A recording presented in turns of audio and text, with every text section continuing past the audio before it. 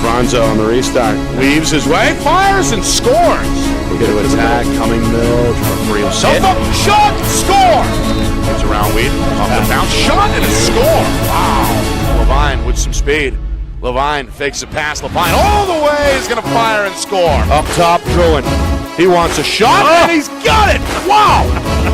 Meanwhile, Arbusto, one-handed shot is up and in. Got a penalty flag down. Skip pass sets up the board, and it's time to pluck a chicken. Nah, but a good one-handed scoop up. Oh, Roy, and he lights the lamp. Lowers that left shoulder and fires up the Cougar fans. Look at this. Nice play. Fake shot by Brunzik, and then he drills it on his way to the ground. Chase, extra feed, shot, score, game over.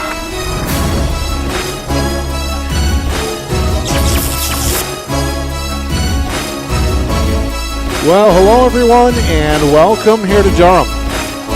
Nick Anastas, Roger Howe with you, getting set for our Friday Night Lights New Hampshire game of the week between the Winnacunnet Warriors and the Oyster River Bobcats. Two teams in the hunt early on in a crowded Division II landscape.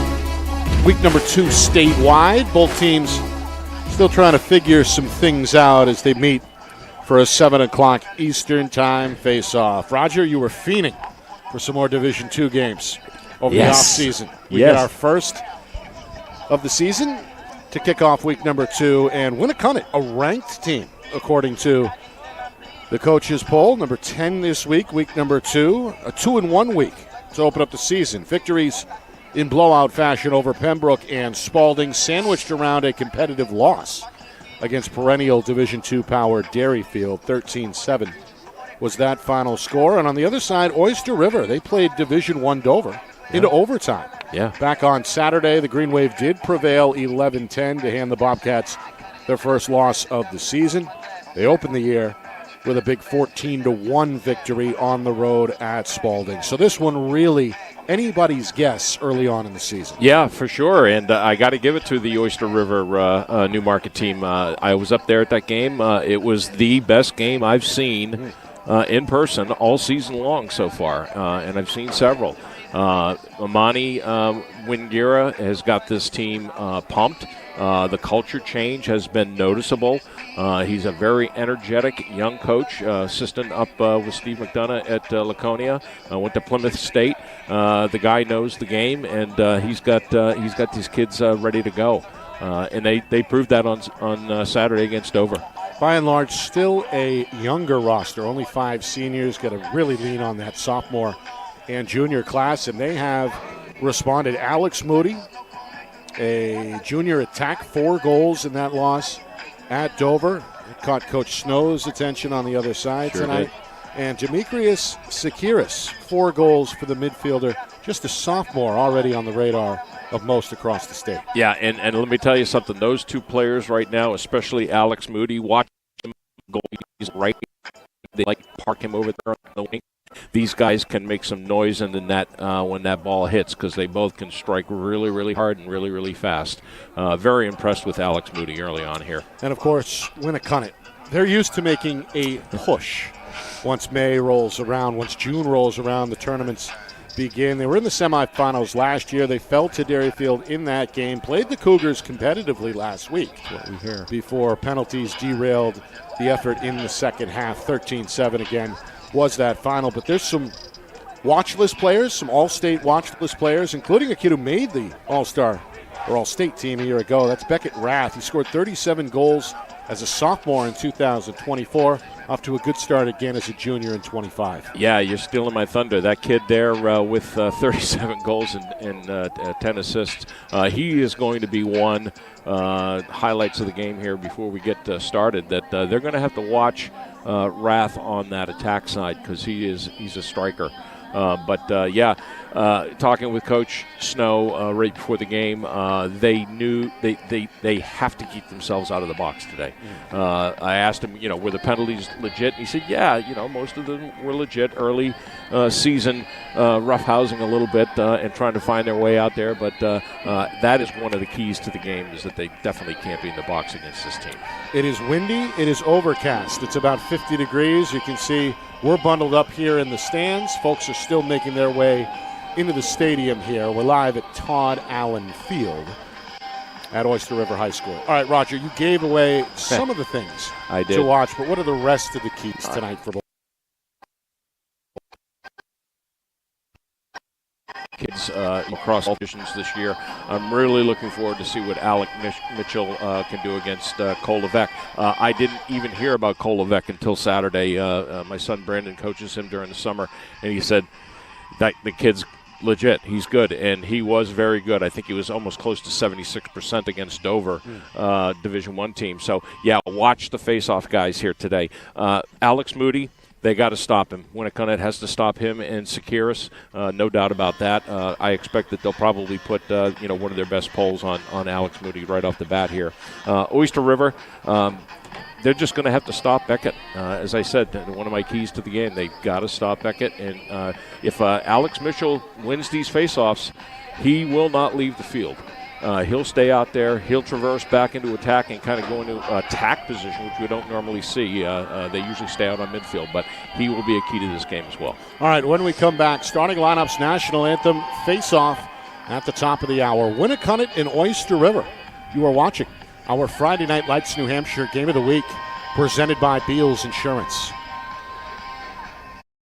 Our broadcast today, as it always is brought to you by Beals Insurance Agency, with locations now in both Bedford and Londonderry. Whether you need home, auto, or business insurance, Beals Insurance will get you both the price and quality coverage that's right for you. Just call 603-471-9999 or visit BealsInsurance.com to request a free quote and start saving money today. Again, that's BealsInsurance.com.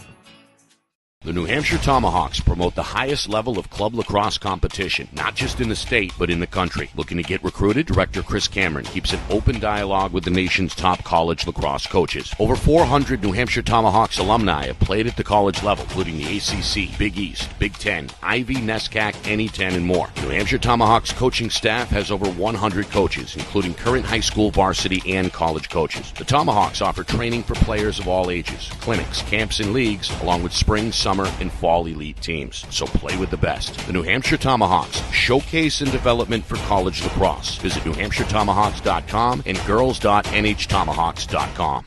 How can you reach your team's fundraising goals at no risk and no cost? MG Sports offers a variety of products to make your team's fundraiser a success. Their products include tickets and discount cards to hundreds of local businesses. MG Sports now has a digital platform where athletes can raise funds in the comfort and safety of their own home. So become another athletic program like Bedford, Goffstown, or Memorial that sets fundraising records every season. MG Sports, fundraising made easy. Visit mgsportsfundraising.com to start raising money for your team today.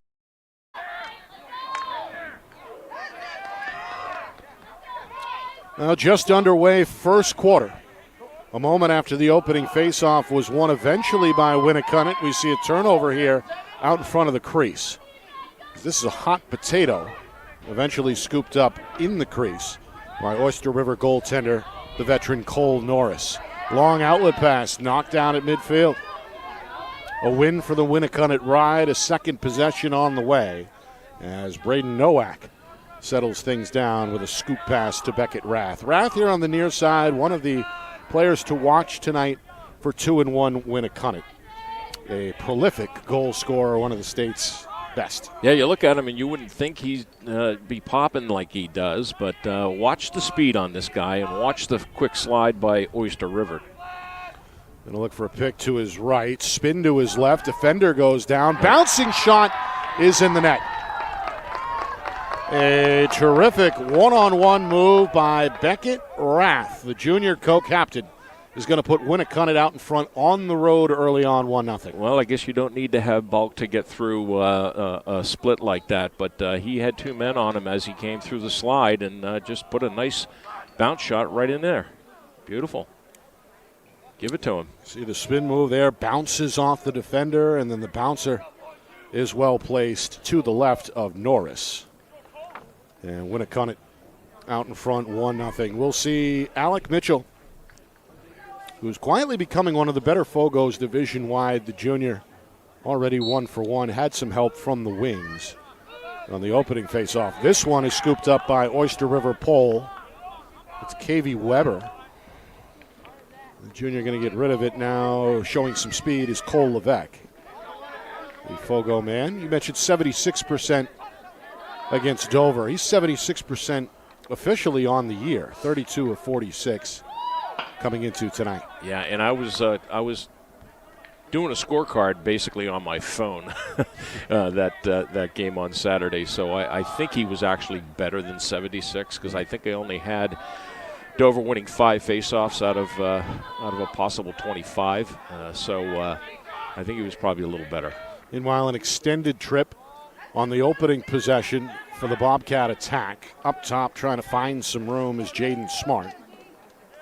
Member of this talented junior class. Smart, little go. Yeah. A feather at far side. It looks like Coach Wingera wants to restart things here. Yeah, Jaden Smart had a good game on Saturday as well. He was 1 for 1. This is Talon Bayer. Here he draws a double team. Smart on the back door, lost it. Stripped away, ground ball, eventually taken on the near wing by Smart. Well, he's not the biggest kid on the field, but certainly unafraid to poke his nose into that crowd. May have made the difference with the ground ball. So another trip here. And you can hear the chatter defensively from the Warriors. Bayer, spin move, pass to his left is bobbled, knocked away. In the mix for Oyster River is Joe Hincliffe, one of the few seniors for the home team. Helped out by Takaris, and he's a player to watch here. It's his first touch. Going to maintain his balance, circles around to the front, but that shot is wide. This one whistled out of play. Yeah, he's in the crease, I believe. Will belong to Winnacunnet. Yeah, we'll turn it over here. Yeah, Securis with some good speed behind, going through X. Actually got a pretty good take there, but just missed the net. Now after the long defensive possession, Winnacunnet trying to spin upstream, but this one knocked out of bounds at midfield and turned back over. Too much there for Will Granger as the double team works for the Bobcats. Boy, both teams very aggressive on the ride here early on. Here's Bayer. Again, going to slow it down. Well, Oyster River, as we mentioned, 1-1 on the season. Big win to open up the campaign over Spalding. That was a blowout, 14-1. And then almost a headline-grabbing win on the road against Dover, but they fall. There it is. Against the D1 opponent in overtime. This one is a shot and a score for Alex Moody. Now they call him a big physical righty. That was the scouting report that I got from Coach Snow before the game, and he shows you why there on the wing. Well, I think he had, out of his 4 goals on Saturday, I think he had 3 on the right-hand side, but here he comes up from a midfield position right down the right side alley. And he does have a rifle. He has a very good shot. Comes off low on the hip and just cranks it upward.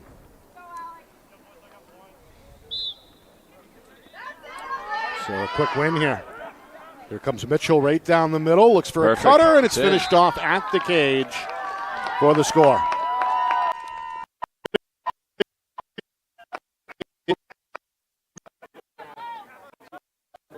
Goal of this first quarter from right on the doorstep. Well, there you go.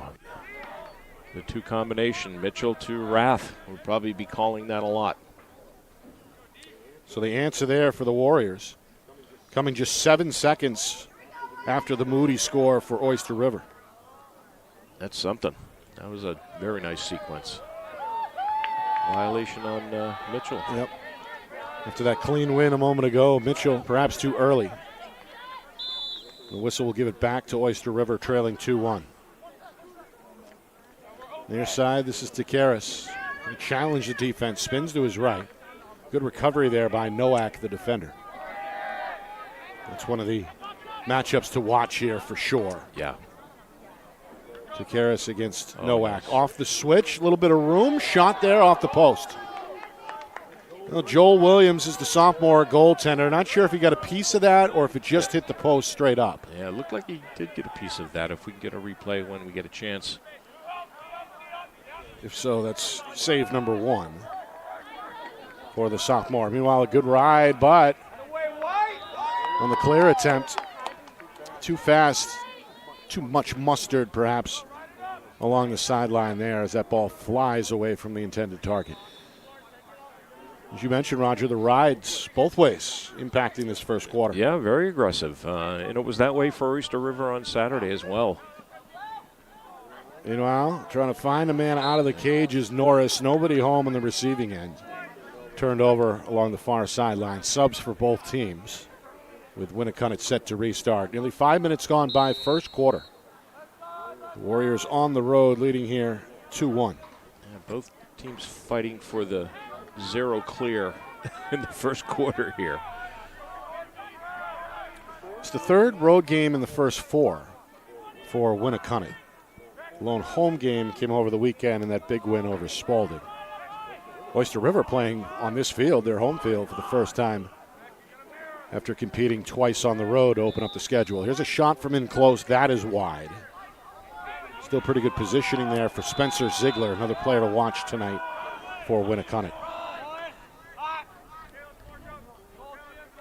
Well, you can see the Bobcats in a man-to-man here, waiting for an opportunity like that. A drop pass taken away by the long pole, Sawyer Levesque. Levesque trying to find a man up front. That one gets away from Jeff Keys and is turned over.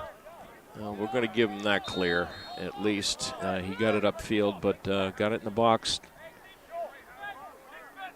Just a bad pass. Transition opportunity squandered.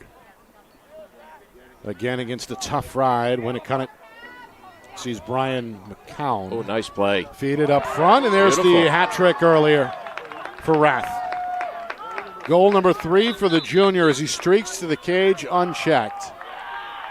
And now a timeout is called by first-year head coach Amani Wingira. Yeah, I think that's what you need to do here because they're kind of having their way. And the defense is very sloughed off of Rath here.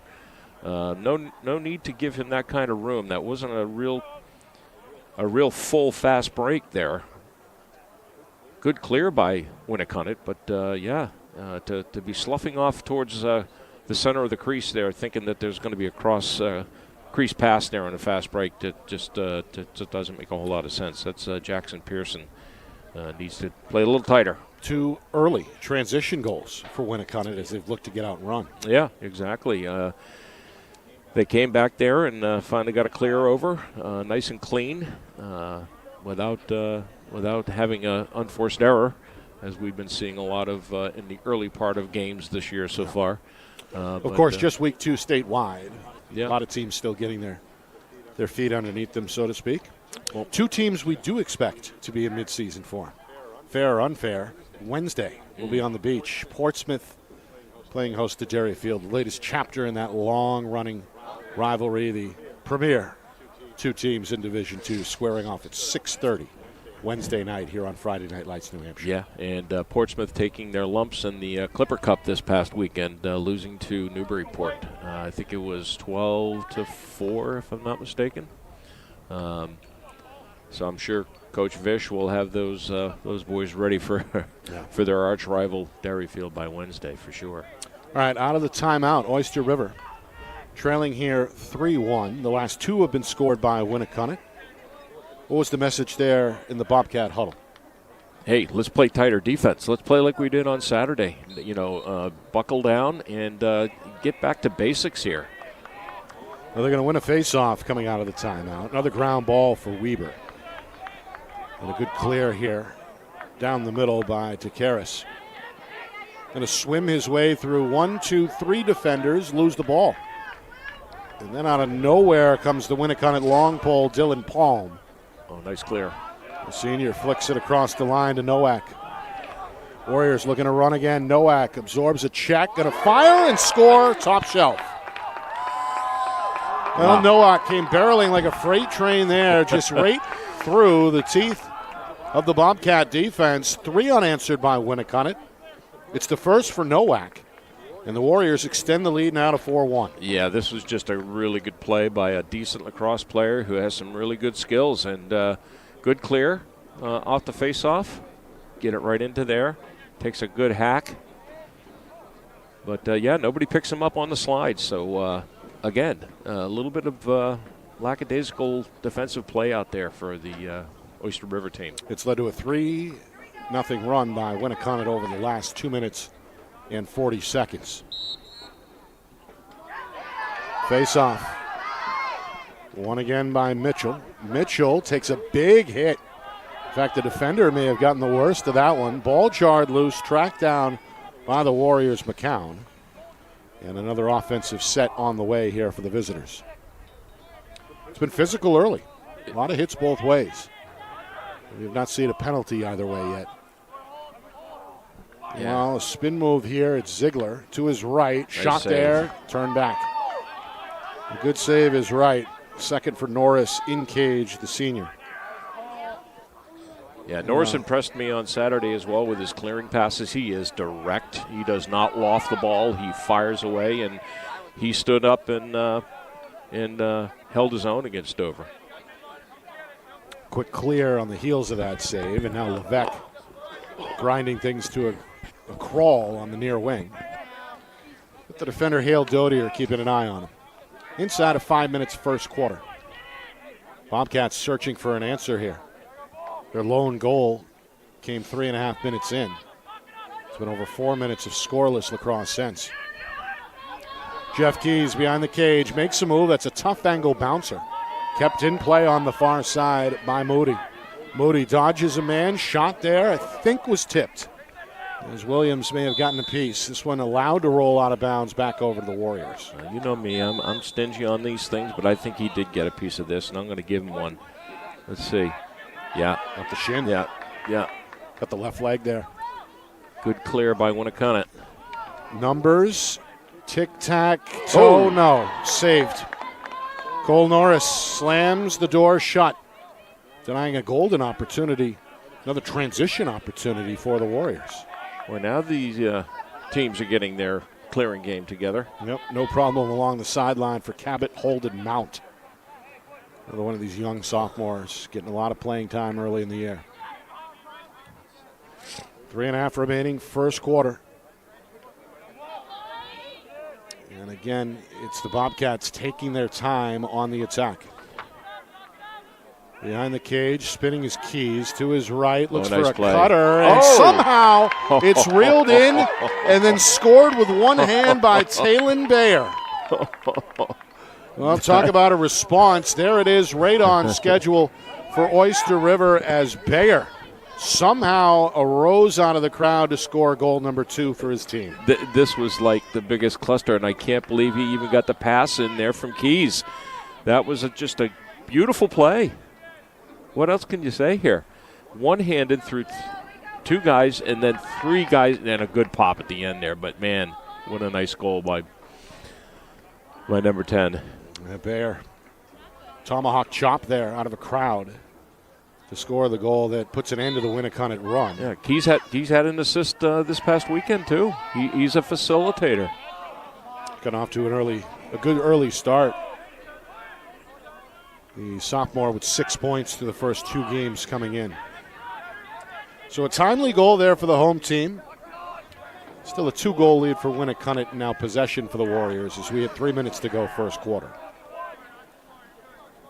This is McCown, going to backstep, now turns on the gas. Big kid. It's a step on Levesque and then gets hit on the slide. Loose ball eventually ends up with the goaltender Norris. A good defensive effort there collectively by the Bobcats. Yeah, this is what I like to see, a goaltender taking charge and forcing the corners. Take the 2-on-1 if you can get it. He's going to cross midfield himself. Yeah, perfect. Norris still with it. Going to examine his options and finally get rid of it. As Holden Mount will take over on the near wing. So a chance to cut the Warrior lead in half, trying to build on the heels of the goal a moment ago by Bayer. As we approach 2 minutes remaining in this opening frame. Lights are on and becoming more and more necessary here on the Seacoast. The wind's died down too, Nick. Thank goodness. Yes. Temperature about 50 degrees. Hazardous duty pay coming from Beals Insurance. Here's Bayer over at Emery. Goal line extended. They're going to draw it out. This is Joel Hinchcliffe. Hinchcliffe is going to jog it and work the perimeter again here.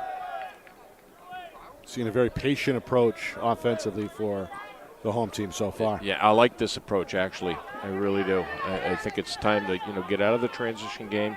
Ooh, nice snag. Yep. Cross zone pass picked off in cage. Good read by Williams. The sophomore is going to walk out of the crease. Fake to his right and put a move on the defender to his left. He's in trouble, though. Being harassed by Keys. Pass long down the chute. Nobody home. Ground ball.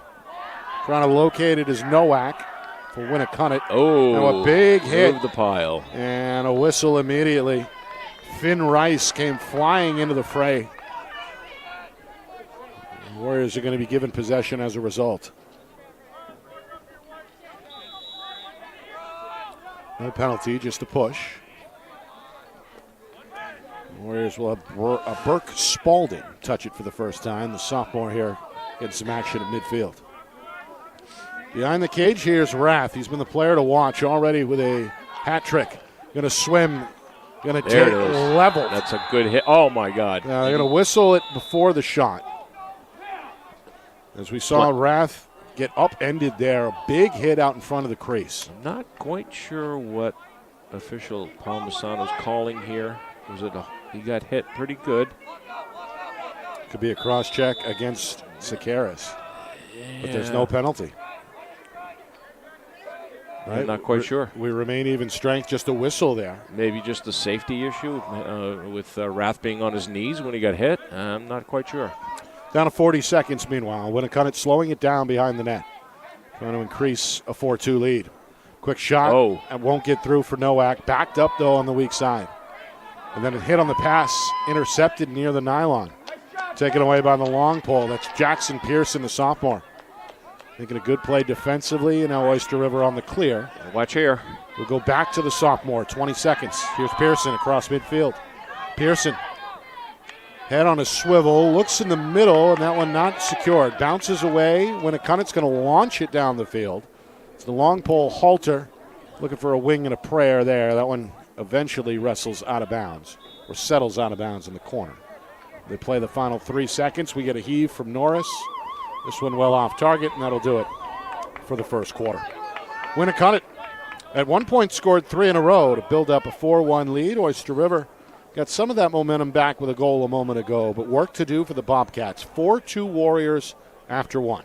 Right back to the Seacoast in a moment. You are watching our Friday Night Lights New Hampshire Game of the Week, presented by Beals Insurance.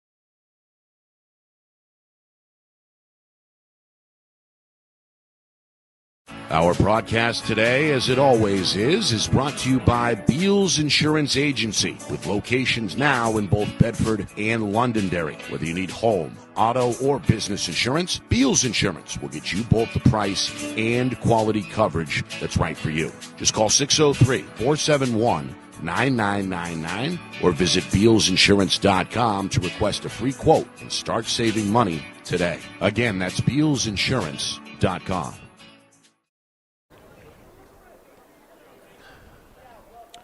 Well, 4-2 is the Winnacunnet lead over Oyster River as we begin the second quarter here in Durham. Nick Anastas, Roger Howe with you. It's our Friday Night Lights New Hampshire Game of the Week, presented by Beals Insurance. Two teams looking for an early season win in a crowded Division II standings. We're going to see the widely regarded two premier teams in the division on Wednesday when Derryfield meets up with Portsmouth. Winnacunnet already 2-1 on the season, hoping 3-1 is good enough to keep them in the top half of the standings. Only 3 unbeaten teams left in D2 after 1 week of play. That's Dairyfield, Timberlane, and Hollis Brookline. Hollis Brookline with Coach Mac Martin really pulling it together down there. A couple of big wins early for the Cavs. Yeah. Love that. I coached Mac back in the day. Meanwhile, this kid has already been worth the price of admission. Beckett Rath sets up his teammate there. Shot from a tough angle, ends up wide, not a play. Warriors will have it. Rath, 3 goals in that first quarter. Well, just spaced out, a minute in the first one, and then 2 within 90 seconds, about midway through the quarter. Winnacunnet's largest lead was 4-1. Interesting setup here. This is Nowak behind the cage, really for the first time, being botted up by Weber. Slide comes over, shot won't get through, ground ball. Handled on the near side by Winnacunnet's Liam McNally. And now McNally, given space, is going to jog around the cage and restart the offense for Winnacunnet. Coach Pat Snow, he's been on the job now for quite a while. Watching with his arms crossed from the sideline. He likes this move. Shot a little wide out of the stick of McCown, but again backed up in the near corner. Warriors will have a third opportunity.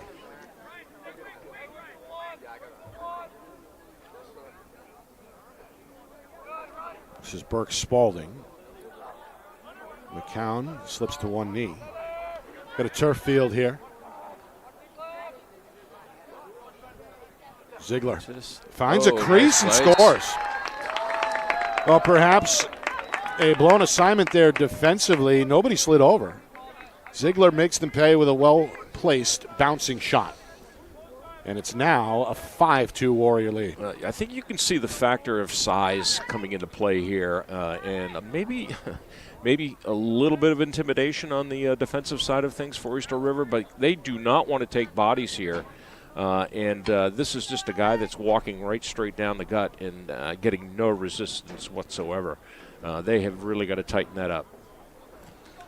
So Ziegler scores his first goal of the game. And now a whistle here shortly after the face-off. It looks like a hold. Definitely a hold. On the way here against the Warriors. Been penalty-free so far in this first half. Thankfully. It's been a physical game. And you see the hold there, right in front of the official. 2-man crew today. Tony Palmisano and Tom Schulte. Meanwhile, Keys ends up on the turf behind the net. And this one is rewarded to the Warriors. Let's see here. I think it's who's not closest to the line, who's closest to the ball when it goes out, not the line. Good hustle by the Warrior defender. And now we have a timeout. Coach Snow, I think, is going to call this one. Warriors hoping to take their largest lead out in front, 5-2. Our broadcast tonight brought to you by Beals Insurance, locations in Bedford, Londonderry, and Epping. Whether you need home, auto, or business insurance, Beals Insurance will get you the price and quality coverage that's right for you. Visit BealsInsurance.com. Also by MG Sports Fundraising. That's fundraising made easy.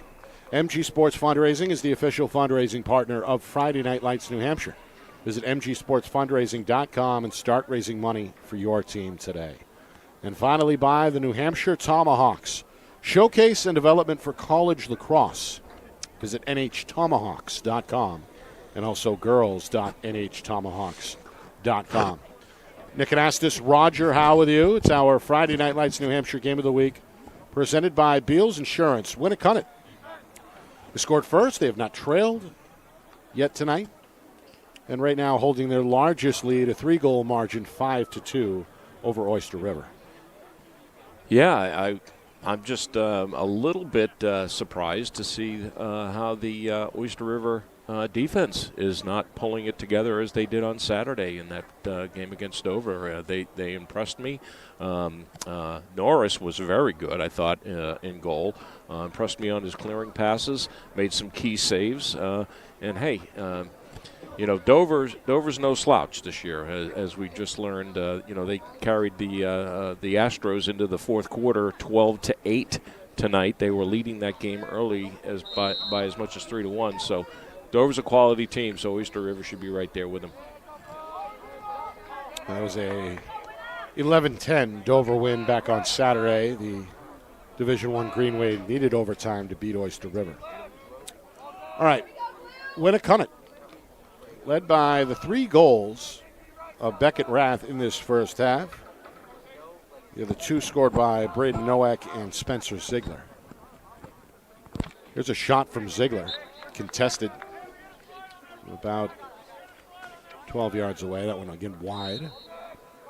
Warriors have done a nice job backing up shots here and extending possessions. They have. Nearly 3 minutes in, second quarter. The defender here is the long pole Weber. Nowak going to call for some help. This is the second time they've done this stack from behind, but this time Oyster River brings an extra defender, not leaving him up in the crease. Weber's going to stay with Nowak. Nowak to his left, never got it out cleanly. It's a foot race to the far corner. And again, it'll stay here with Winnacunnet. Yeah, I like the idea of what the Warriors are doing here on offense. They're trying to set some plays, and they're trying to put the defense back on their heels and have them make moves as they attack the cage. Here's Hale Dodier, one-on-one against Holden Mount. Yeah, there's the cut, and there's the finish. Just as it. It's Rath as he comes streaking through the defense. The pass is on time and on the money. And Beckett Rath now putting on a show, 4 goals in this first half. I mean, what a nice play. Just a set-up play, looking for Rath, catching the defense on their heels, and what a nice play here with the Big Apple here for number 76. That's Dodier, a beautiful feed. A little bit of speed there, huh? And Rath continuing to rack up the goals. 37 last year as a sophomore. It earned him an all-state selection. And I'd say if this first half is an indicator, he may be on the way to a second straight selection. Yeah, we're going to have to go into box scores and find out where he's at stat-wise so far this season. Now, they had a big one in the win over Spalding as well. It was one of 3 Warriors to score a hat trick with 3 goals apiece in that big win, 14-3 over the Red Raiders. What did he do against Derryfield? Do we know? Do we get any do not have stats from that? Information right now. Yeah. Speaking of Derryfield, Cougars will take on Portsmouth in the rematch of the championship game that comes your way Wednesday here on Friday Night Lights, New Hampshire. It's a 6:30 start. Now they're going to try this same play by the looks, but they're going to put Rath in the assist position. See if he can blow by. They got not a lot of help here. Rath's pass ends up on the ground. McGowan in a foot race to the near side as the inside track, flips it to himself and then bats it away to his teammate. Good heads-up play. Now Spalding hits the reset button for Winnacunnet. It could have been a turnover, but pretty crafty effort on the wing to keep it at this end for the Warriors. Yeah, the defense just does not look comfortable for Oyster River right now. 6-2 Winnacunnet. Spalding coming downhill. Shot denied there by Norris. That's a push. Rebound goes to McGowan. This one is waved off. There's a push first against Winnacunnet. Yep, absolutely. Push before the play. 4th save in net by the senior goaltender Cole Norris. Keeping this a 4-goal game. Now the task for Oyster River, clear against this formidable Winnacunnet ride. Norris out of the cage. It's the second time in this first half he crosses midfield. Why not? Norris has got a bit of a lane. The crowd wants a shot, and they'll get one. A bouncer, though, swallowed up by Williams. Now a long outlet. Too long. Knocked down by the defender. Byer scoops it, spins to his right. Now Byer is leveled in his own end. Ball comes out. Byer still has it. And then is stripped, and finally a flag is thrown. Warriors get to it. We get a whistle, and it looks like a penalty is on the way against Winnacunnet. Yeah, it looks like it's going to be a slash. 72. Yeah, look there. Spencer Ziegler. It was actually Rath who upended Byer, and then Ziegler came in after him. Not sure where it was thrown. Either way, it's the first penalty against either team, and it comes nearly midway through this second quarter.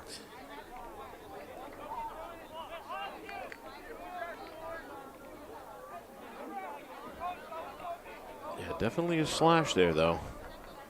I think that's Dodier in the box. 67, yeah, you're so right. Dodier in the box. No, Spalding. Oh, yeah, you're right. Spalding's in the box.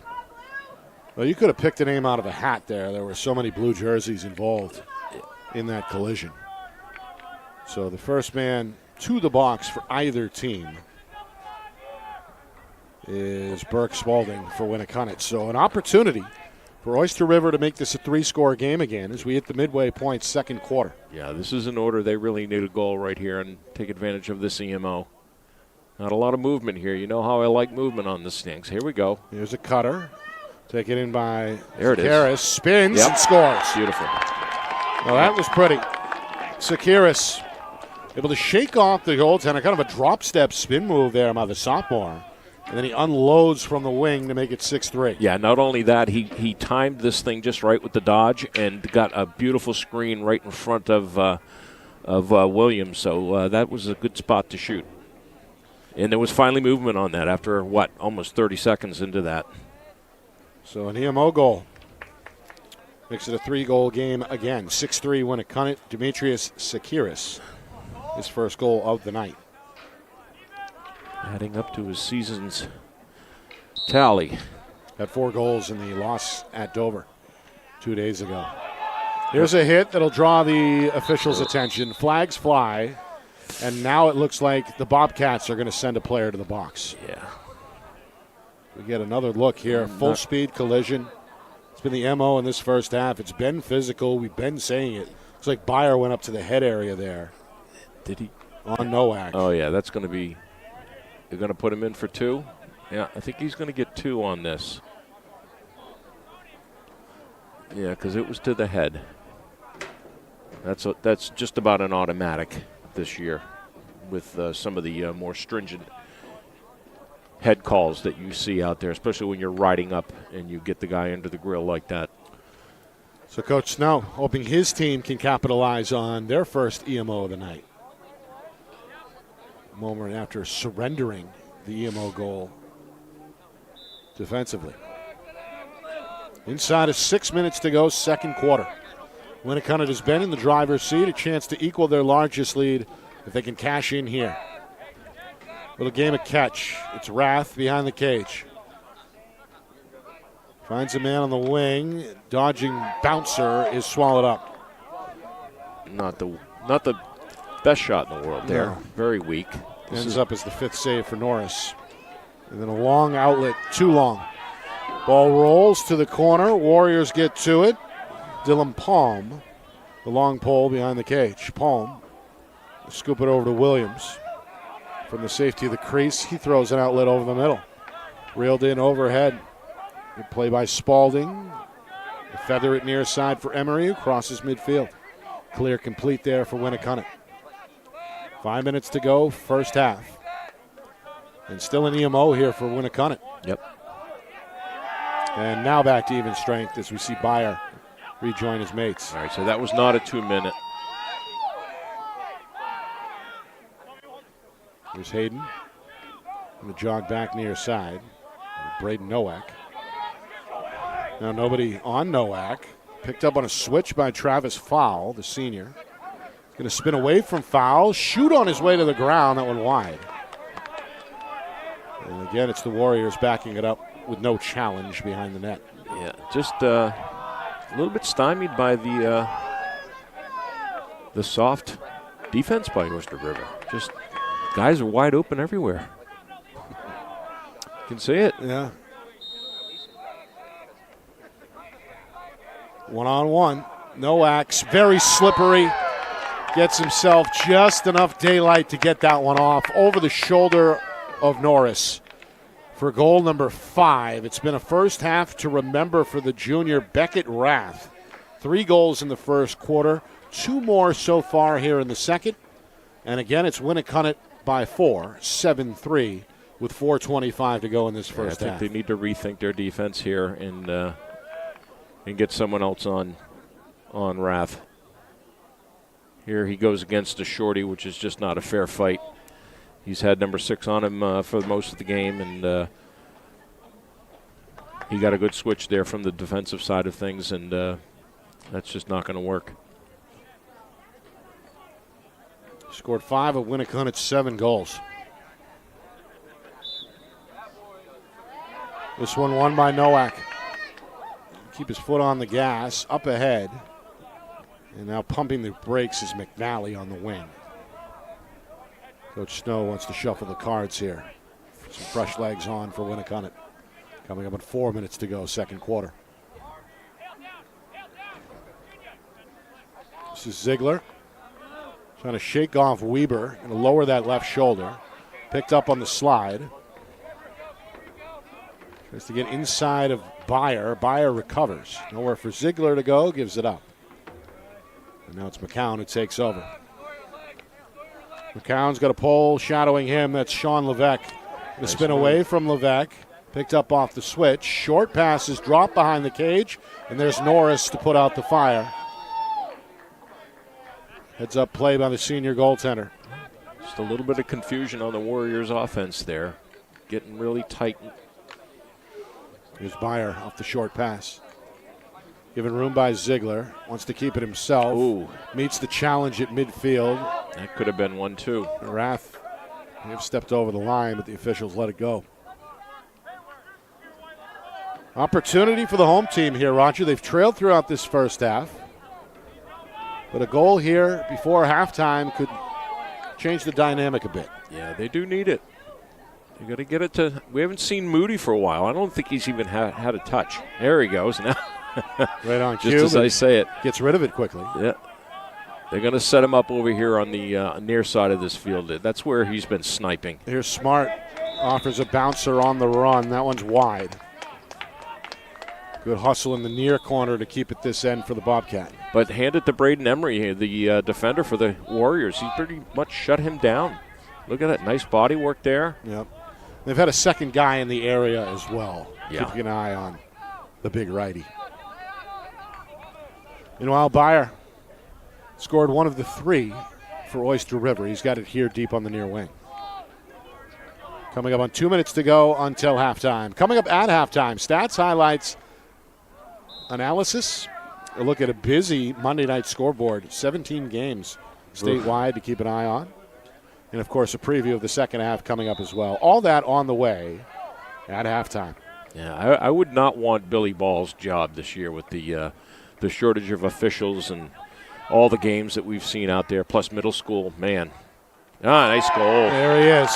Just on cue. Alex Moody able to get the step, able to score to his right. The junior, his second goal of this first half. And it comes at a good time for Oyster River. They're back within 3, right? It should be 7-4. Yeah, it should be 7-4. I got 4. Yep, they just added the 4th on the So he finally breaks free of Emery just by moving his body towards the center of the box. And late slide, small slide, and he extends his arms. And that's what they need to get him going. They need to get him going now. So Moody with 2 goals. And again, it's a 3-score game.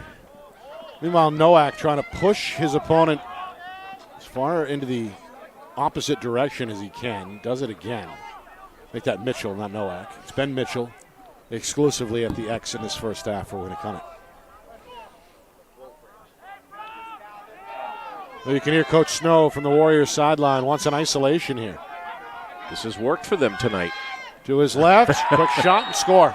Different player this time. Liam McNally.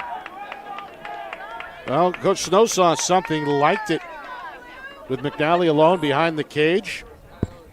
And the youngster given the green light to operate there. It's his first goal of this first half. Well, hopefully we can get this again, Ben. Yeah, here we go.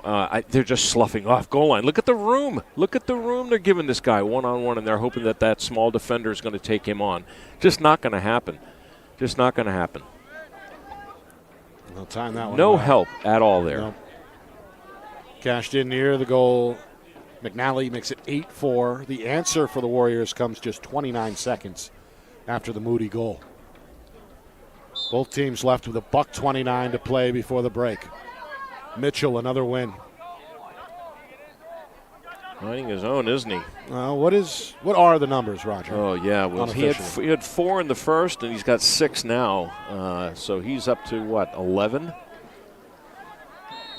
11 of the 13. Right? Yeah. Meanwhile, this one is whistled dead. We've got a push. It's going to keep things at this end. 11 of the 14, my bad.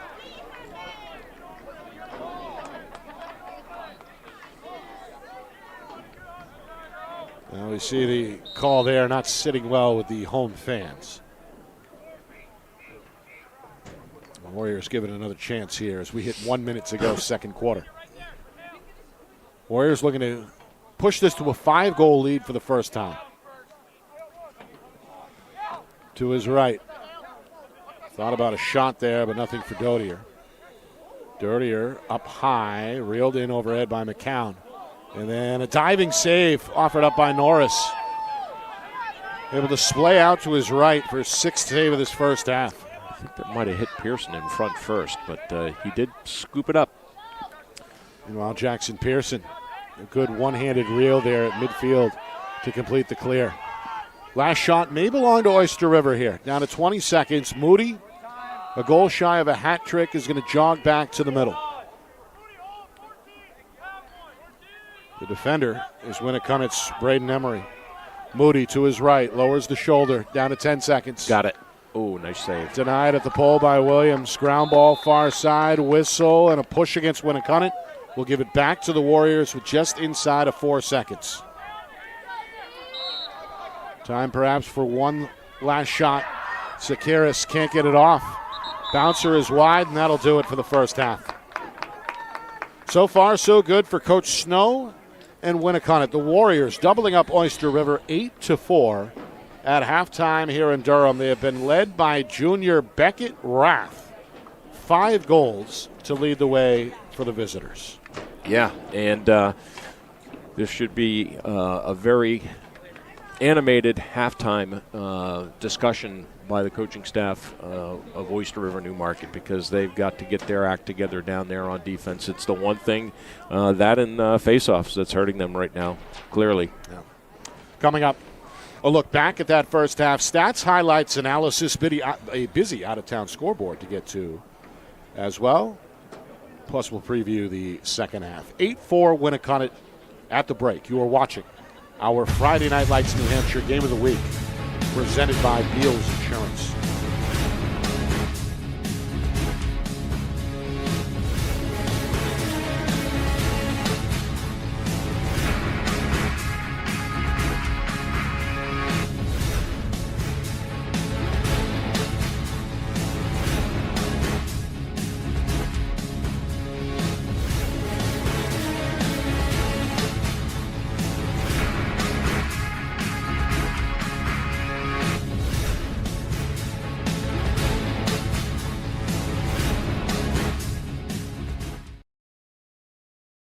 Our broadcast today, as it always is brought to you by Beals Insurance Agency, with locations now in both Bedford and Londonderry. Whether you need home, auto, or business insurance, Beals Insurance will get you both the price and quality coverage that's right for you. Just call 603-471-9999 or visit BealsInsurance.com to request a free quote and start saving money today. Again, that's BealsInsurance.com. The New Hampshire Tomahawks promote the highest level of club lacrosse competition, not just in the state, but in the country. Looking to get recruited? Director Chris Cameron keeps an open dialogue with the nation's top college lacrosse coaches. Over 400 New Hampshire Tomahawks alumni have played at the college level, including the ACC, Big East, Big Ten, Ivy, NESCAC, NE10, and more. New Hampshire Tomahawks coaching staff has over 100 coaches, including current high school, varsity, and college coaches. The Tomahawks offer training for players of all ages, clinics, camps, and leagues, along with spring, summer, and fall elite teams. So play with the best. The New Hampshire Tomahawks, showcase and development for college lacrosse. Visit NewHampshireTomahawks.com and girls.nhtomahawks.com. How can you reach your team's fundraising goals at no risk and no cost? MG Sports offers a variety of products to make your team's fundraiser a success. Their products include tickets and discount cards to hundreds of local businesses. MG Sports now has a digital platform where athletes can raise funds in the comfort and safety of their own home. So become another athletic program like Bedford, Goffstown, or Memorial that sets fundraising records every season. MG Sports, fundraising made easy. Visit mgsportsfundraising.com to start raising money for your team today.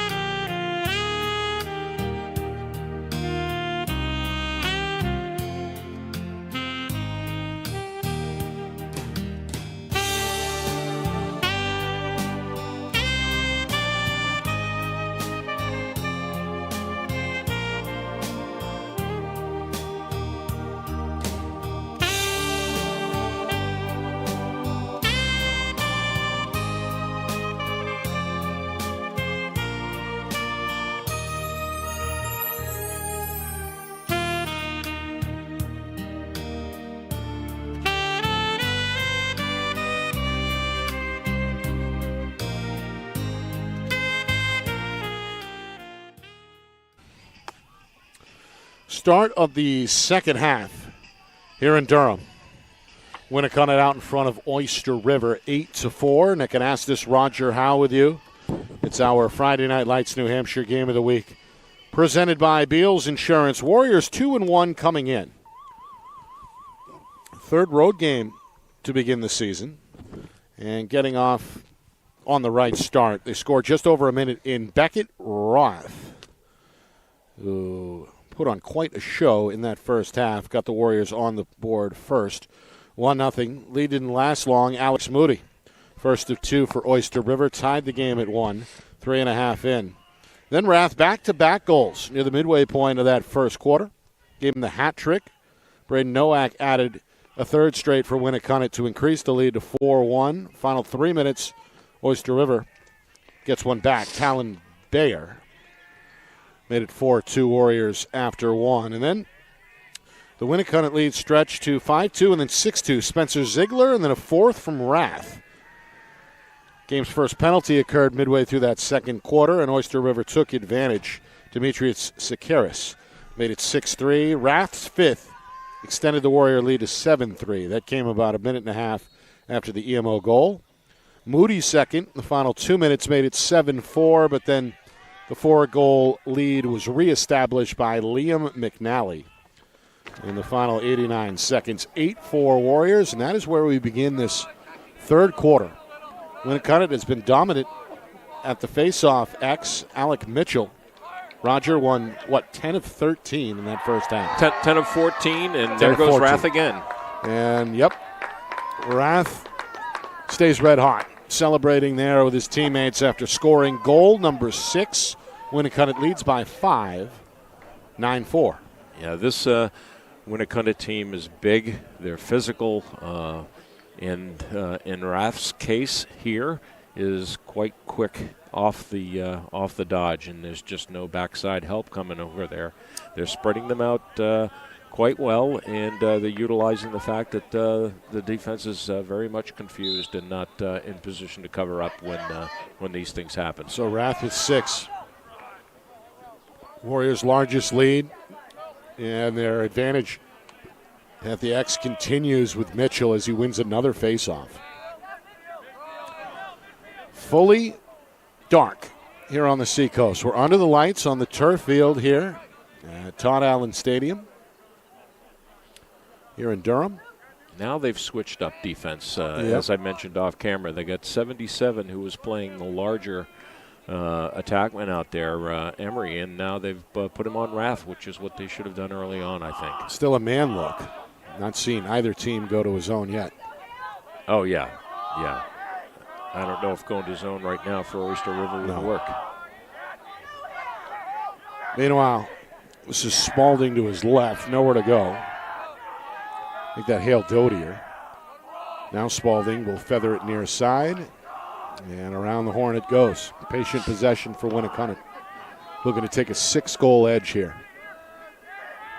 Yeah, my bad. It wasn't Emery that was the attackman. It was McNally, and then McNally has drawn Pearson, and Pearson was exclusively playing Rath. Now they've got him back on Rath. Now here's Ziegler up top, and he's stripped. Good defensive effort by Smart, picked up, That's and then a flag. Sakaris is mowed down from behind. A flag does fly, and the play is blown dead. Definite trap. Who are they going to send? 67? Or 72. Looks like maybe Ziegler on this one. No argument from either player. We'll see. Ziegler lost the ball. I think they're going to give it to Ziegler. Yeah, he's going to go. Second Winnacunnet penalty.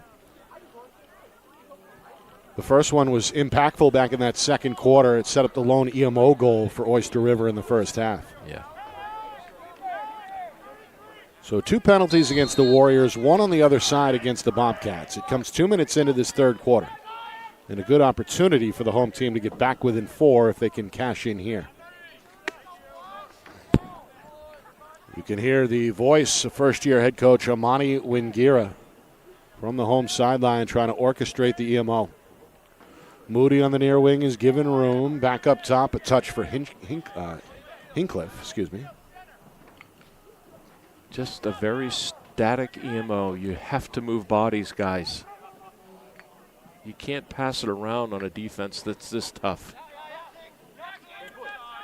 Meanwhile, this one attempted to skip the zone, knocked down, ground ball belongs to the Warriors. A good play by the long pole, Dylan Palm. Here's a rainbow pass across midfield. Taken in by McNally. McNally to his right is going to slow to a jog. Just kill it off here. Yep, the Warriors are now back to even strength. Meanwhile, a double team behind the cage. It's going to drive McNally all the way to the near wing before he gives it up. Yeah, and look at Pearson going all the way across the field to cover up and get into the position. Here's Rath, the player to watch. 6 goals to his credit so far. 2 men behind the net for Winnacunnet. Rath still with it to his right, picked up off the switch, gets inside a one-man slide, comes over, spins to his right, shoots, and scores again. This one from out of a crowd, just out in front of the crease, goal number 7 for Beckett Rath makes it a 10-4 Winnacunnet lead. Listen, you cannot stick check a quality player like that. No matter what size he is, you have got to put his body on the ground. And they did it once earlier, and they continued to stick check and not use their bodies. One stick check, another stick check. Still a tough shot. Not a lot of room there. He offers it up low, and the shot stays low. Goal number 7 for Rath. And, Roger, this one quickly becoming one of the more memorable offensive performances that we've seen. Yeah, you just started my wheels going in the brain to try to figure this one out. That's over the net. Yeah, McNally, a good look there, but yeah. A couple inches high, it'll stay with Winnacunnet. Yeah, another win for Mitchell as well. But as we, if I go silent, it's because I'm thinking and trying to put together what, in the 4 or 5 years we've been doing this together, I can't recall a performance, where 7 goals came up. But and still a lot of time left. Just 4 minutes gone by in this third quarter. Yeah, indeed. Meanwhile, behind the cage, McCown. Get a body. Boom. This they got is 3 Ziegler guys now. Yep. Going to just power his way to the cage. May have stepped into the crease. Yeah, he did. And that's really all Oyster River can do right now is just because they're so much smaller than Winnacunnet, they've got to use doubles and triples to try and stop guys on goal line like that. But they got to make their checks effective, and they got to get the ball on the ground and get it back like this. Norris, good clear. Yep, trying to facilitate the clear. Hooks up with Smart. Smart split dodge to his left. Moody, no shot. He'll pull it out on the wing. Moody 2 goals to lead the home team in that first half.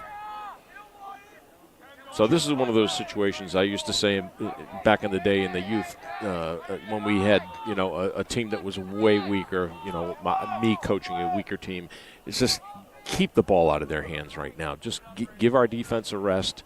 As long as we've got the ball, they can't be scoring, and let's set up something where we've really got some good opportunities inside. Keys trying to wiggle away from the defender, Palm. And now finds like Moody this. trying to backpedal his way through 4 different defenders. Yeah. Regains his footing here on the near wing. Now Moody trying to come downhill to his right, trying to body the defender. Shakes to the right, shot wide. A decent look at the end, but left that a couple of feet to the left of the goal. Yeah, but his defender played him quite well and gave him very little angle to shoot at there. Yeah. Approaching the midway point, third quarter. Largest lead on the board for the Warriors, at least for the moment. Bobcats trying to change that here with Sakaris. Here he is, goal line extended. Trying to get away from Zink. That's where he had success earlier in the game. He ran it behind through X and tried to get a good shot. Trying to spin away from Zink again, this time. Ward. Yep. Little Ward. Elbow a little too high there, the officials. Going to blow that one. Now Ziegler out of his own end, attracts a third defender from behind, and the ball is poked loose. Taken away by Hinchcliffe. And the ball up into the night sky before it ends up out of bounds near side and back over to the Bobcats. Good ride there for Oyster River to force the turnover. Byer is going to make sure everybody's on sides here. Ziegler, the defender, giving him plenty of room. Yeah, I may be wrong with my stats, but I didn't have Winnacunnet with a single clear in the second quarter because they were winning all the faceoffs, and then they were putting the ball in the net. So, understandably, that their clear has not been a big factor tonight. Hasn't had to be. Meanwhile, Beyer still trying to get one over here on Zinkler. Does get inside, took a shot upstairs, and flags are going to fly.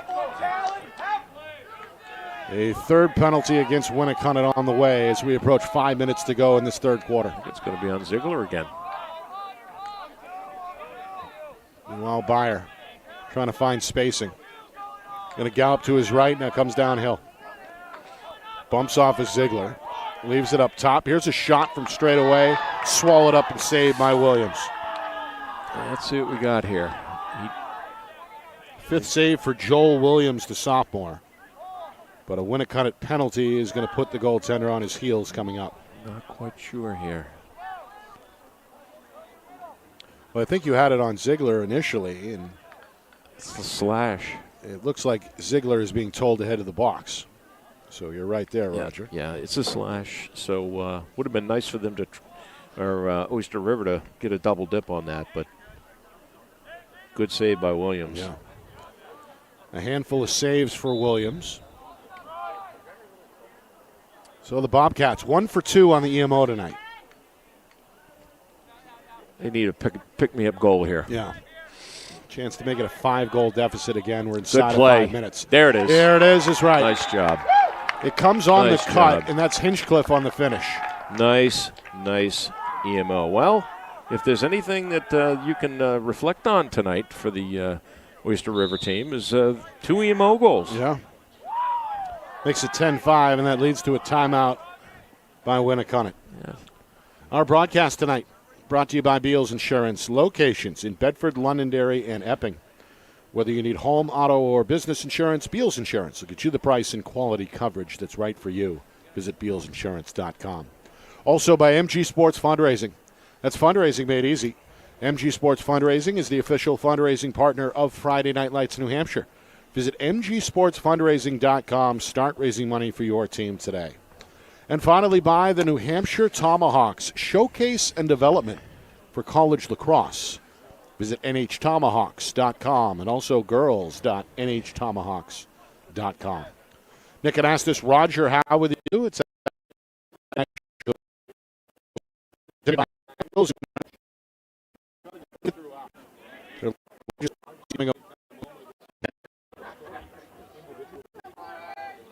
junior attack Beckett Rath, 7 goals to lead the way tonight for Winnacunnet.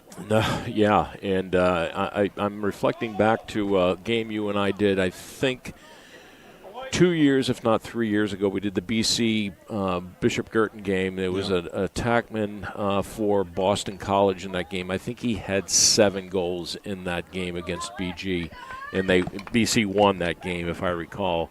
But nothing that I can recall in recent times in New Hampshire from a New Hampshire team. I'll keep thinking. May have been a few years ago a performance by one of the one of the Wyndham players. Or an individual star. Ryan? Perhaps. Yeah. Oh, Levine. Yes. Levine. Who went up to Syracuse. Yes, I believe he may have scored 7 in one game. But either way, Rath has certainly elevated his profile with this performance tonight. Yeah. Hey, if any of my sons are watching this game right now, get on the archives and bring up that Wyndham game over at Wyndham. It was against was it against Winnacunnet? I think it might have been. Could have been. Or Hollis Brookline. One of the 2 games we did outside there. Meanwhile, the Warriors slowing this way down here. Coach Snow may have something in mind. He does all the time. Yeah. And I love the sets that they're putting into play. Now they've been exclusively from behind tonight. Now they're going up top. Isolation for Dodier. Short pass handled now. It's Rath behind the cage. Little shift. Got a man up top that's Ziegler. Fake, spin, triple teamed. That's Ziegler what they need to do. in Perfect. trouble, yep. Get back in. Was forced out. And now Dodier hits the reset on the wing. They're playing lockdown defense now. They're playing deny adjacent. Look how far out they're coming. They haven't been doing that all game. It's the long pole defensively. Weber trying to force a pass. He does from behind the cage. And now McNally trying to direct traffic from behind net. Now the long pole is on him. That's Pearson. Nice bump. Yeah, off the slide. Got to recover. Quick pass. Collision near the net. I think Norris got ball that. Is out, yeah, and yes, Norris escapes with the ball. So the goaltender has it. The defense forces the stop they wanted. And now Pearson loses his footing in his own end. The sophomore get it. Trying to stay alive, goes up the field with a pass. Here's Levesque across midfield to avoid the 20-second call. Well, you finally found and saw some aggressive defensive play there by Oyster River, which they've been really not doing the whole game, but they were literally denying the ball adjacent to any Warrior that was in the vicinity of the ball carrier there. Much more aggressive. And on the heels of the stop, a pretty good clear, something they have done consistently well tonight. Downhill, this is Smart. Lost it. Poked away, out of the fray for Winnacunnet. Jackson Massey, the sophomore. Massey along the near sideline, across midfield, and a timeout comes from Coach Snow. Interesting. Wants to save the possession with inside of 2 minutes to go in this third quarter. Warriors doubling up Oyster River at the moment, 10-5. Yeah, that's kind of an unusual use of your second and final timeout and a half this early in the third. I thought Winnacunnet called the earlier timeout in this third quarter. Mm-hmm. I may be mistaken. He didn't Winnacunnet just call that one? They definitely called that one. Yeah, for sure. And I thought they had called the first one as well, so we're probably right, but not officially. Meanwhile, Winnacunnet has never trailed tonight. As we talked about, leads of 4-2 after the first quarter, an 8-4 edge at halftime. They have extended that lead here in this third quarter, despite giving up an EMO goal a moment ago. Still a comfortable lead on the road here, 10-5. Yeah, and let's see what Oyster River can do out of this timeout. If they play consistently like they were just playing in that last possession by the Warriors, there's hope that maybe they can get the ball back and, push transition and try and get a couple goals up here. Reminder coming up on Wednesday night. We're down the road a bit in Portsmouth as the Clippers welcome the Dairyfield Cougars, two of the best programs statewide, meeting in a rematch of the Division II championship game. That's Wednesday night, 6:30, right here on Friday Night Lights, New Hampshire. So, out of the TO, Winnacunnet set for the restart here on the near wing with Brian McCown, young sophomore who's played well tonight. Part of that upperclassmen youngsters mix that Coach Snow has made work. Yeah, he really loves his sophomores. He's got 4 or 5 of them he touts and is heaping a lot of praise on them, saying at the same time that they played together for a long time and they get along really well as a group. And hey, if you're a head coach out there and you got sophomores that, even if you got 2 or 3, but he's got 5, that's a bright future for you. Meanwhile, this possession ends on an errant pass turned over by the Warriors. Bobcats wait for the restart on the sideline. And then youth, a big part of Oyster River's program as well. As we mentioned, I believe only 5 seniors under first-year head coach Amani Mungwara. So win or lose tonight, still a lot of room to grow over the course of this 2025 campaign for this young Bobcat squad. Yeah, and as I mentioned at the beginning of the game, just the culture alone, I got a good look at their pregame up in Dover and just the energy that he brings with his coaching staff to this young group. There's a deep shot. Too deep there for Sekiris. Goes over the cage. It is backed up by Hinchcliffe. Following up, the moving on of Ruppy Haley, who is now at Riviere as an assistant coach down there, to Jay Delanoy. He had big shoes to fill here, and he's got good energy. Coach Haley was here for how long? Oh, my. Decades, right? Not quite that long. Just a little under? Yeah. He was a shot. Yeah, he was at Salem before that. Right. He was the head coach at Salem. And then he came over here. I think it took maybe a 1 or 2 year break in between. I think he wanted to watch his son Drew Haley, who was playing at Bishop Girton at the time. Right. Moved on to Merrimack College, but another standout Cardinal. Meanwhile, Moody on the run, shot and score, and he took a shot afterwards. Had a word for the Winnacunnet defender who laid the hit. That's Daniel Scatia. Big-time score there from Moody. That gives him a hat trick. And again, a big hit after the shot was released, drew the flag. Yeah, this is going to be a penalty is on the way here against the Warriors. Yeah, more than likely unnecessary. Let's see what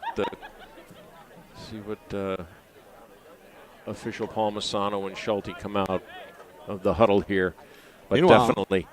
So that's a big elbow to the upper body. And who was that? That's 90. That's Scatia. Scatia. So a fourth penalty on the way against Winnacunnet.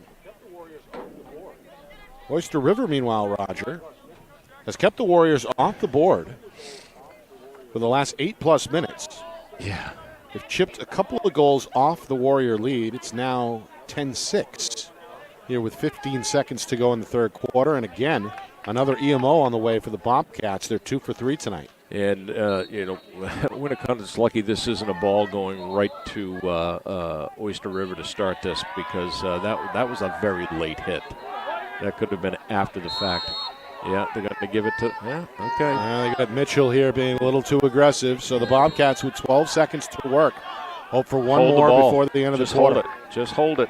Just hold it. You're not going to do anything against this defense up there. Yeah, Moody's got the idea in mind here. He's going to run out the remainder of this third quarter clock to ensure the possession. Perfect. To begin the fourth. You saw the ball fly away as the third quarter clock expired.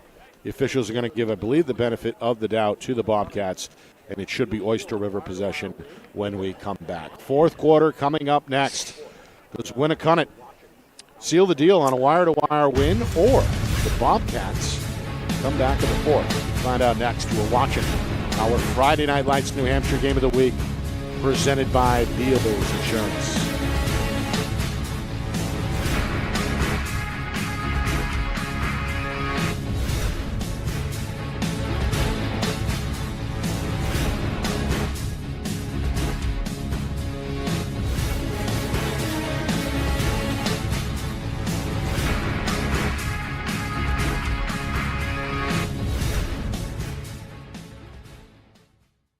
Our broadcast today, as it always is brought to you by Beals Insurance Agency, with locations now in both Bedford and Londonderry. Whether you need home, auto, or business insurance, Beals Insurance will get you both the price and quality coverage that's right for you. Just call 603-471-9999 or visit BealsInsurance.com to request a free quote and start saving money today. Again, that's BealsInsurance.com.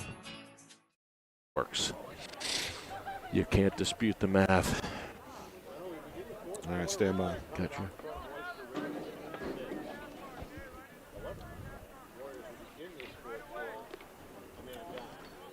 Well, we begin the fourth quarter with Winnacunnet out in front of Oyster River 10-6. However, the Warriors will begin this fourth quarter a man down, a extra man opportunity for Oyster River to begin the frame. They've already cashed in twice. 2 for 3 so far. They trailed by as many as 6. It was early on in the third quarter. They close out the third with 2 unanswered goals and are back within shouting distance here. A 4-goal game with now less than 12 minutes to play in regulation. Nick had asked this, Roger Howe with you. Live from Durham here at Allen Field. In our Friday Night Lights New Hampshire Game of the Week, presented by Beals Insurance. Week number 2 statewide. Winnacunnet hoping to improve to 3-1. Well, Oyster River going to need a comeback effort to earn their second victory of the season. Here's a shot. That one wide from Sekiris. And a good play by Damper, his sophomore classmate, through the first 3 games. But he's gone exclusively the distance, at least so far tonight. And has held up well with a handful of saves. Yes, he has. And he's looked sharp on a couple of those that were point blank. Now the Warriors on attack here. Are we back to even strength? We are. Just barely. There's Ziegler deep on the wing. If you're just joining us, the offense tonight for the Warriors has been provided by junior Beckett Rath, who had 2 more goals in that third quarter to boost his total up to 7 in the game.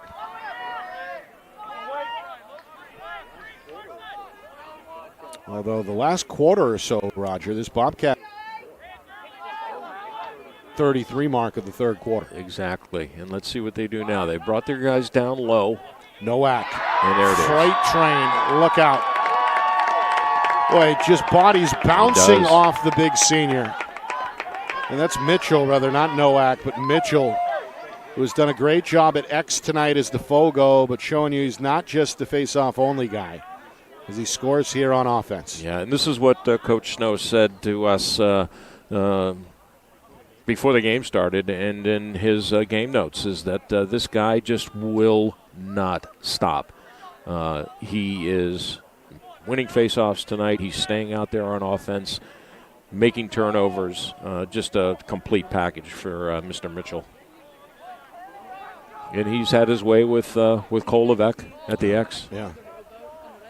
Yeah, Coach praised him off air, Mitchell. Made him a captain as a junior, wants to take his game to the next level this season. He's improved in pretty much every area. But also, Roger, a physical, intimidating presence that does not shy away from contact. No, he does not. And they're going to he's even trying to intimidate before the whistle. Give him the 5 yards there, buddy. Yep. A little early there on the face-off. So violation on him. So yeah, Oyster River will take over. They need every possession they can get. With 2 minutes now gone in the fourth quarter, hoping to climb out of an 11-6 hole. Here's Byer. He's got one of the Oyster River goals tonight. He's facilitated the offense. He's played a pretty physical brand of lacrosse himself tonight. He's going to hold it here, looking for a one-on-one against Scatia. Short pass nice taken. Play. Bouncer is wide. Good attempt there by Sekiris. Yeah, you know what? I looked at my scorecard from the Dover game this past Saturday, and Byer was everywhere, and yet he didn't tally any points. And he was definitely a part of that offense. Probably that goalie, or excuse me, that hockey assist kind of guy, you know, facilitating and doesn't get any credit for it. Nice look. Stevie Eiserman. This one is wide. A foot race taken here by Oyster River's Jeff Keys. Meanwhile, we had an inadvertent horn there. Yeah, that was the old days when you could blow the horn, you know, on a sideline out to make changes. Not anymore. Not for about 10 years. Here's Keys. Oh, nice play. In traffic. That one somehow didn't get in. Big collision near the net. It may have hit the post. Either way, the ball laid idle for a moment before Williams collapses on it.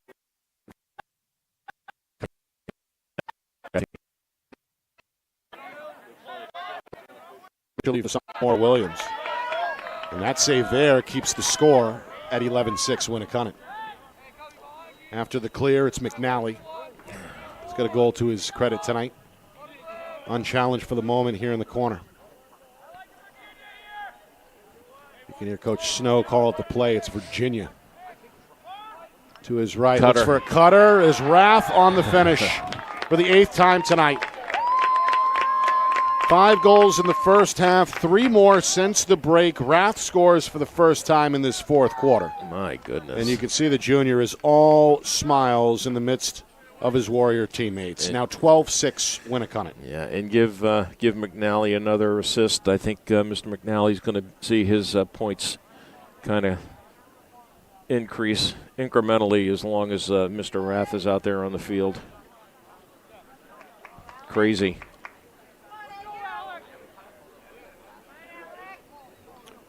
So, back to the face-off X where Winnacunnet junior Alec Mitchell has had the advantage clearly going in his direction. He wins this one here. He sets up Rath, and a swooping shot there ends up wide.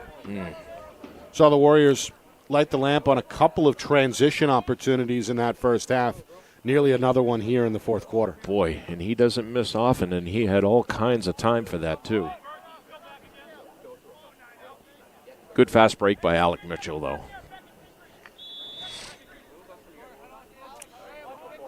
Content to slow it down here. Yep. Nearly 4 minutes gone by in this fourth quarter already. McCown, tough angle shot. Yeah, give him one there. Did I hear aluminum? It may have hit the post. Either way, another save for Norris, who's got a half a dozen of his own tonight.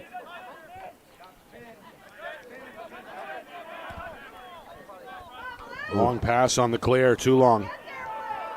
Gets away from Finn Rice, and eventually out of bounds into the Durham bench. Sorry, guys, you don't get it on that one. Yeah, the ride has popped up in Winnacunnet's favor a few times tonight. They forced now 3 turnovers on the ride unofficially, but nonetheless, that pressure has been consistent. Yeah, I mean, they started off the game. Both teams were very aggressive on the ride, shutting down clears on both sides. Here's Braden Emery on the clear. Wants one for himself. Why not? Step down shot is wide, but backed up by the speedy Rath.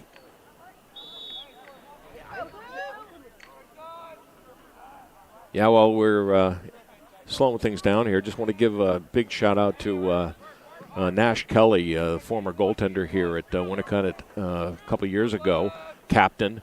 Went on to St. Anselm's. He filled in for the starting goaltender in the final game of the NE10 season for the Hawks, and came up with a big win for them as a fill-in with a broken hand. Broke his hand Friday, and the game was Saturday, and put in a real Warrior effort, in my opinion. Huge game. Cole Norris, another stop off the bounce there. And a calculated clear is completed to Levesque. Oyster River's got to hurry. You're in the midway point, fourth quarter. Largest lead on the board for Winnacunnet at 12-6. Oh, we got it. And now a flag is down at midfield. I think we're going to have an offsides here. Well, Beyer, a little jab step. Warriors tonight, Roger, 4 penalties. That was one thing that I imagine Coach Snow was hoping to avoid after the loss against Dairyfield, in which penalties played a role. Oh, here's nice a goal. shot. Yeah, it is. It's Beyer. From a tough angle on the wing, able to bounce it and beat Williams for goal number 2 for Beyer. And Oyster River is back within 5 at the midway point, fourth quarter. Yeah, we're just talking about Mr. Beyer, and here we go. Too bad this wasn't a personal foul, or they might have double-dipped on this. So, but I think they're going to wave this off, if I'm not mistaken.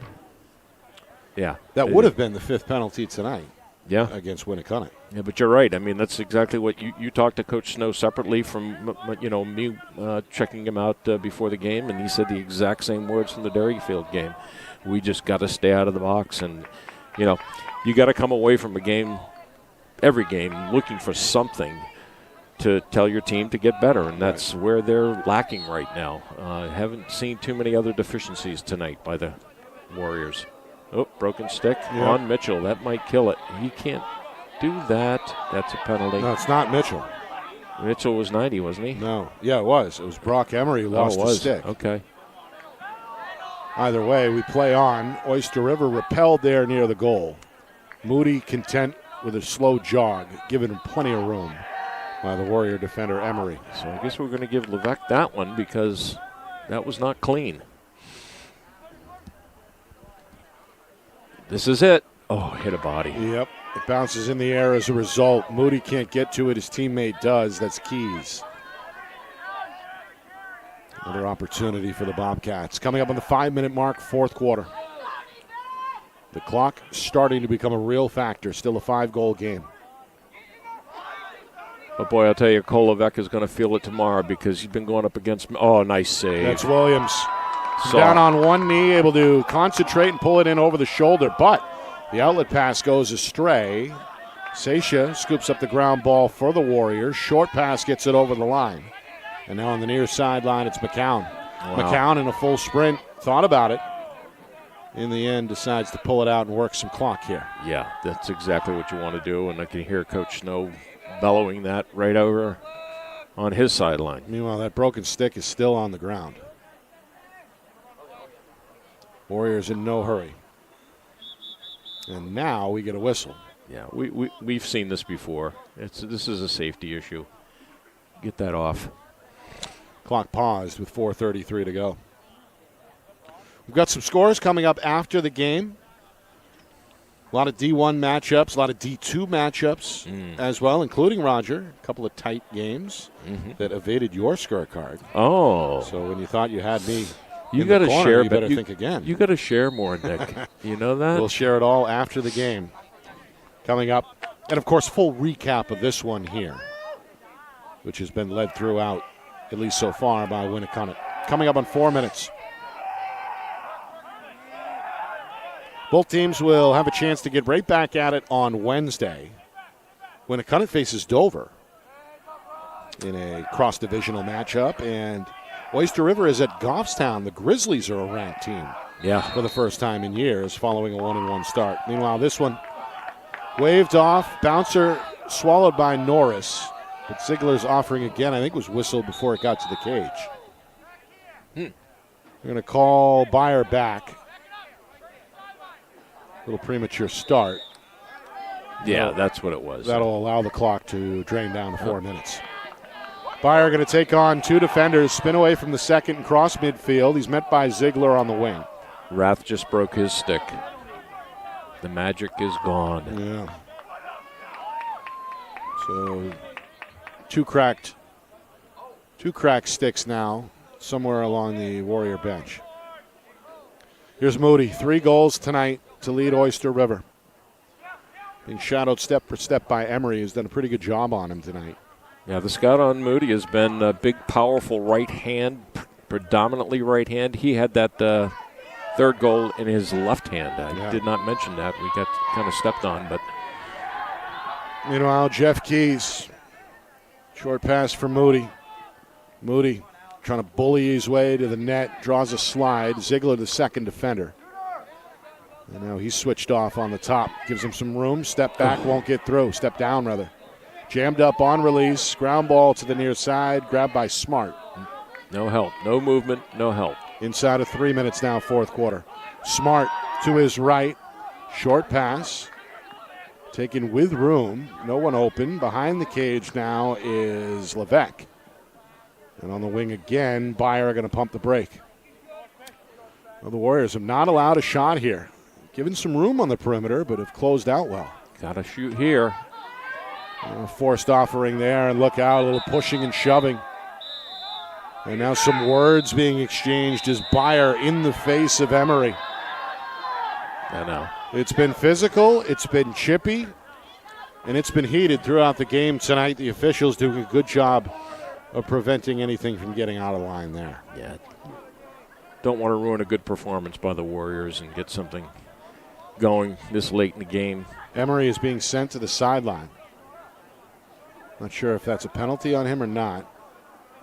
No, he's just going to head to the bench. We'll stay at even strength. Cooling off period. Yeah.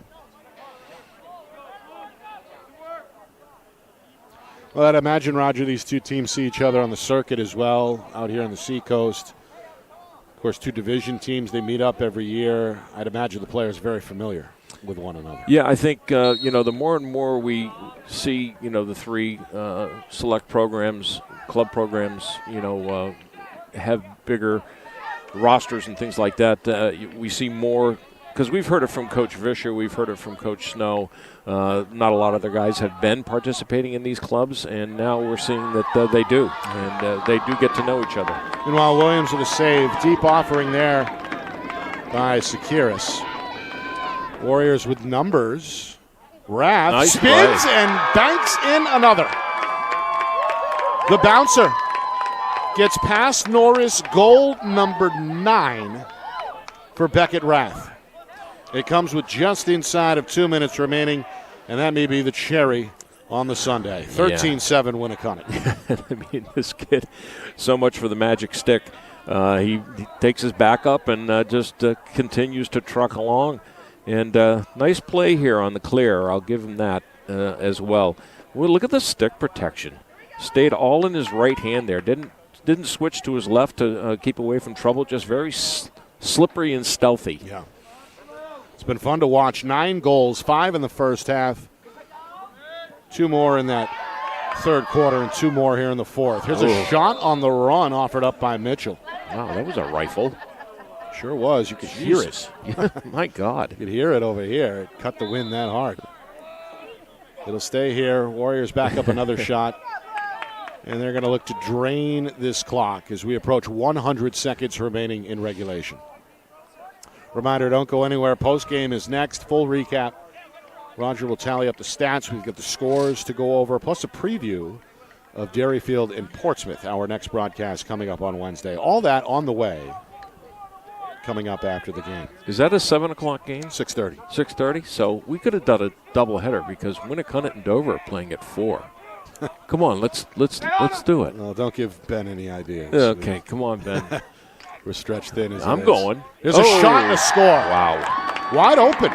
Again. On the near wing, that's Brian McCown, the sophomore, able to calculate, get square, and then let it rip. McCown is going to extend the Warrior lead to 7 for the first time, 14-7. Well, because of Rath's just prolific performance tonight, we haven't seen a lot of outside midfielder step-downs, but I'm going to tell you, there's at least 3 people, Mitchell included, on this team that can rifle the ball, and that was just a monster.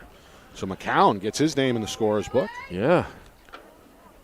And you're right, this Warrior team, they've leaned on their depth a little bit tonight. Obviously, Rath is going to get the headline, and rightfully so, for the 9-goal performance. Sure. But solid goaltending from the sophomore Williams. Dominant performance at X from Mitchell. Got a flag here. And you sprinkle in some of the other individual performances like Ziegler, Nowak, and others. This is a pretty deep Winnacunnet team for Coach Snow. Yeah. A club that went to the semifinals last season. And you know what? Good for them. He sent me his entire roster, including the JVs, and I don't think I can recall a time when he has had that many players on his full roster.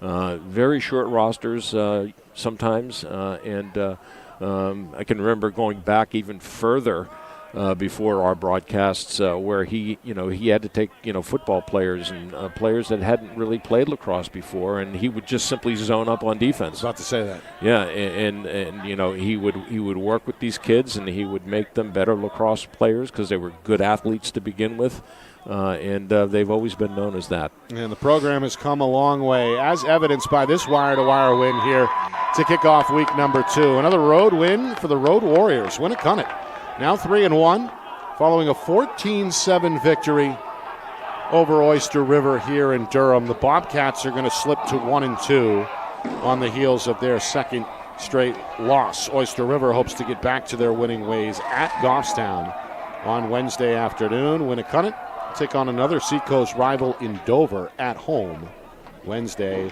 at 4. Coming up, full recap, stats, highlights, analysis.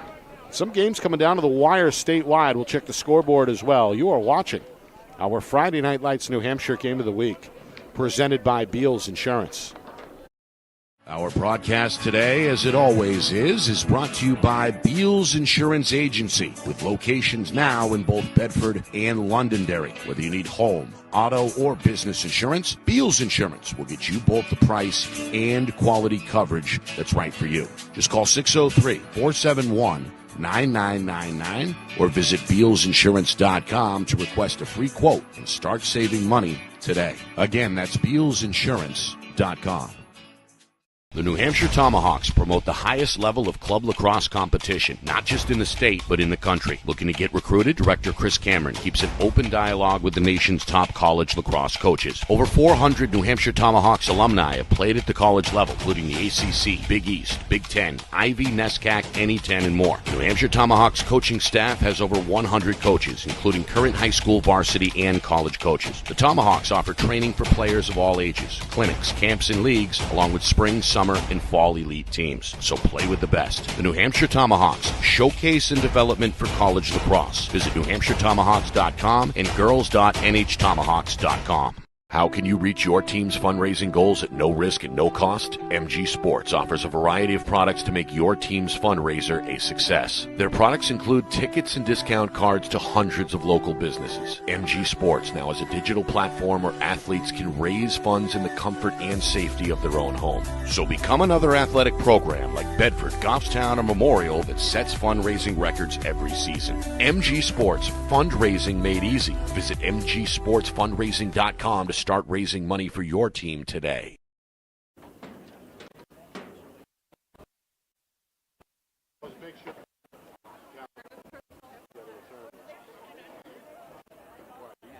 Why, are you frozen up there?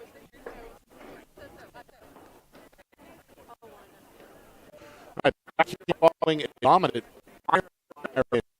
for Winnacunnet, 14-7 as the Warriors 3-1. Oyster River falls to 1-2. Nick and Ash, with you tonight. The Wrath show, 9 goals for the attack.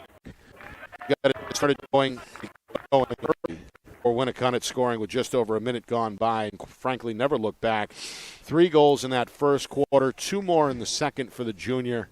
Adds 2 more in the third quarter before closing it out in the fourth with 2 more. So all in all, 9 goals.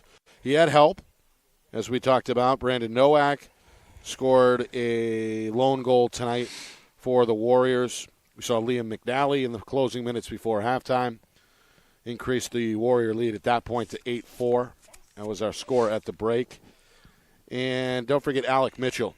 Not only did he dominate at the face-off X, winning 19 of 25 face-offs, he also scored a fourth quarter goal to help put this one away. And Brian McCown, I should say, had the final word with a minute 10 to go. 14-7 in defeat tonight. Oyster River got a hat trick out of Alec Moody, as Alex Moody's strong junior season continues. He had 4 goals over the weekend in the loss against Dover, 3 more in the loss tonight against Winnacunnet. Talon Byer scored twice tonight. And, well, their goaltender, the veteran Cole Norris, did what he could with 8 saves to equal his counterpart on the other end, sophomore Joel Williams. 8 saves for Winnacunnet. All in all, Roger, an impressive victory tonight for Coach Snow and Winnacunnet as they improved to 3-1. Absolutely, and Dover better watch out on Wednesday, because this team was just a freight train, and from Mitchell on down to Wrath, everybody in between. This is a big team, physical team. They're strong, and one of the things that we didn't talk a lot about, tried to, but they were scoring so quickly sometimes in these sets, was that I can't remember a time where a Coach Snow's team has offensively set up strategic one-on-one plays either from the top or from behind, right, and actually execute them to perfection. Not taking anything away from Wrath at all, but he really kind of produced his own offense. He facilitated a couple of those set plays. But at the same time, I think Oyster River, seeing what Wrath was doing out there, just kind of keyed in on him, and they were afraid to leave him, and that left openings for these plays to actually be successful.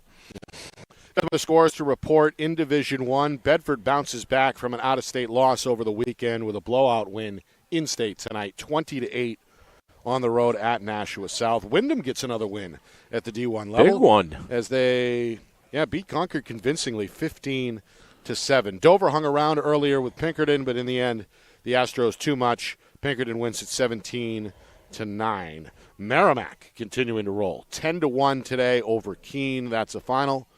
And North beats Londonderry 17-5 as the Lancers fall to 0-2. Coach Muse has got those guys going. In Division II, Derryfield is going to enter Wednesday's showdown against Portsmouth 3-0. No problem tonight with Alvern. 17-1 the final there. Timberlane also stays undefeated.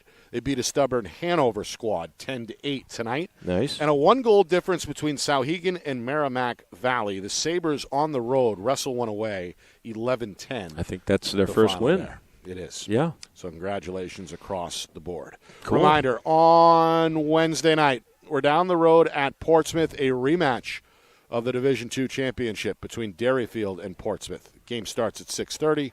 We get off the ground with our pregame coverage at about 6:15 Eastern. Want to thank Andy Lathrop and his crew here at Oyster River. Always a pleasure to come here. It's been a couple of years, but great place to spread out. And a great vantage point for us right here at midfield. So we thank Andy. I think the last time we were here, there was no turf. I don't think so. I think it was grass last time we were here. So, good facility. Good stuff tonight. We appreciate working with Andy. And, of course, got to thank our sponsors, Beals Insurance, MG Sports Fundraising, and the New Hampshire Tomahawks. For our crew here at Friday Night Lights, New Hampshire, the hardworking Cat Doyle behind the lens above, and down to the Beals, bringing you the unparalleled visuals down on the field.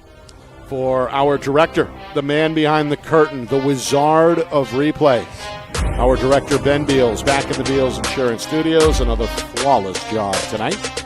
And, of course, the whole thing orchestrated by the big man in the big chair. That's executive producer Steve Beals. For my partner, Roger Howe, my name is Nick Anastas, saying so long. Final score, final time. Winnacunnet 14, Oyster River 7.